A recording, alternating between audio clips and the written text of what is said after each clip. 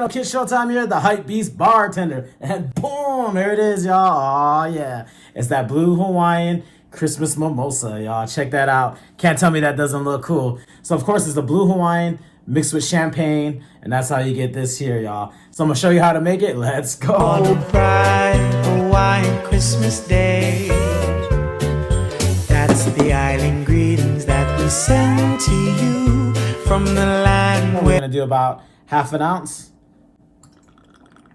Boom. All right, next we're gonna hit it with this cream of coconut. Just need a little drop in it, y'all. Boom. Next we're gonna follow up with champagne. And you want it almost all the way to the top, but remember we're still gonna add some pineapple juice. So about right there. Now we're gonna add the sky blue edible glitter from Brew Glitter. We're just gonna put a little bit in there, y'all. Just a little dash. I mean, the color already looks cool here, but we want that shine, y'all. Boom. And then it's time to fill it up with some pineapple juice.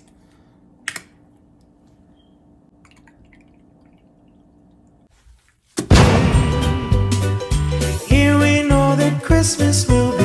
So of course you want to lick the rim first and then take it to the dome, y'all. Let's go.